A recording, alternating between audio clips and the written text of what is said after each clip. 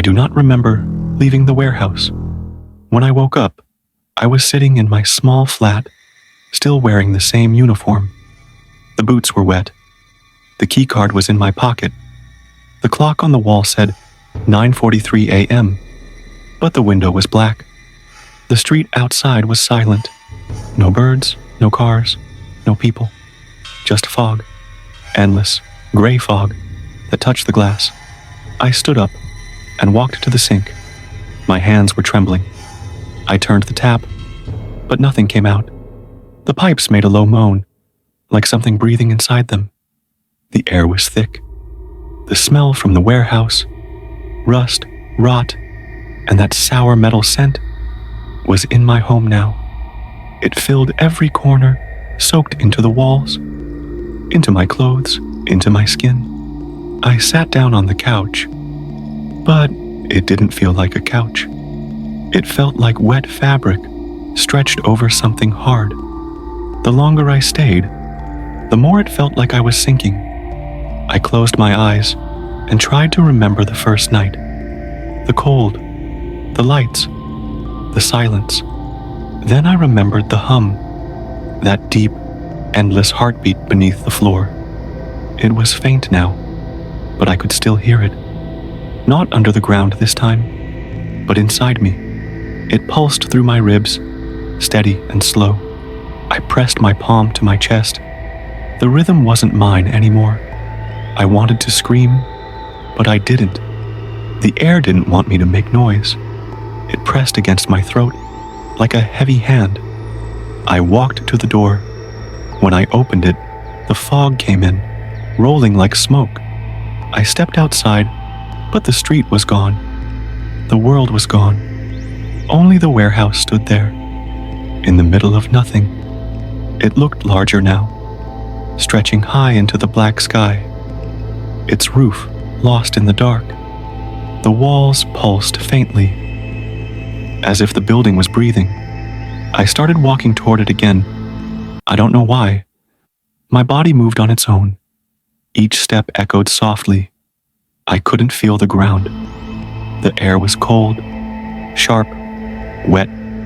When I reached the door, it opened before I touched it. The inside was dark, but not empty. The shadows had shape now.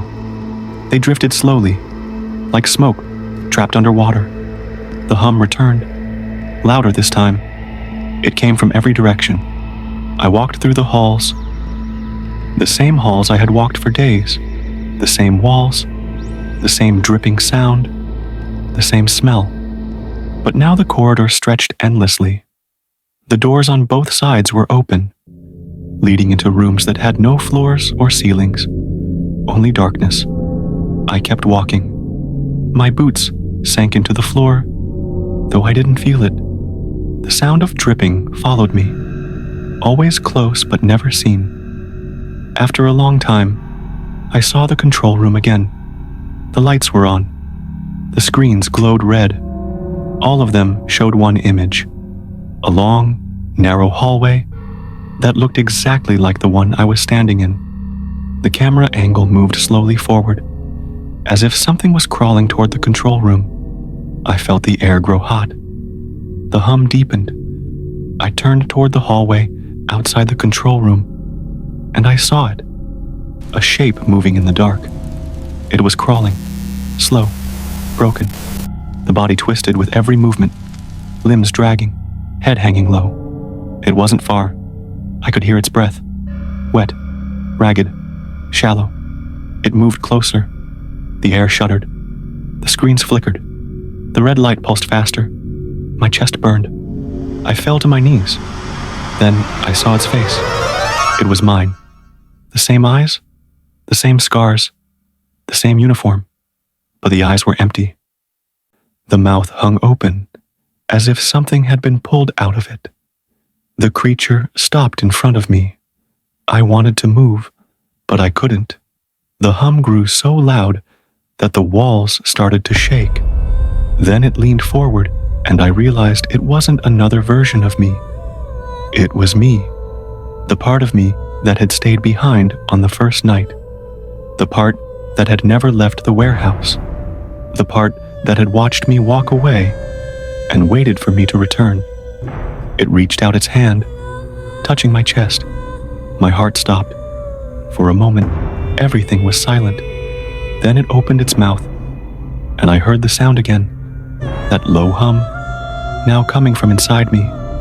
The creature faded, melting into the air like smoke. I was alone again, but I knew I wasn't free. The red light on the monitors turned white. The warehouse stopped shaking. Everything grew still. I stood up. My reflection appeared on the black screen. My eyes were dark. My mouth was moving, but no words came out. The hum inside my chest began to fade until it was just a memory. Then the sound of a clock ticking filled the room. I turned slowly. The wall clock above the door showed 7 a.m. For the first time in days, the sun was rising. A faint orange glow touched the fog outside. But as I watched, the light did not grow brighter.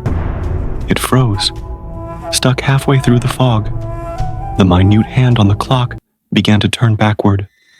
The hum started again, and I understood then. I had never left the warehouse. The flat, the street, the fog. It was all part of the same place. A place that had no morning.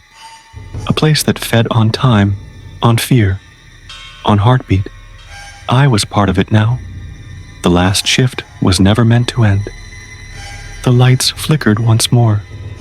The hum filled my ears, and the darkness took me back.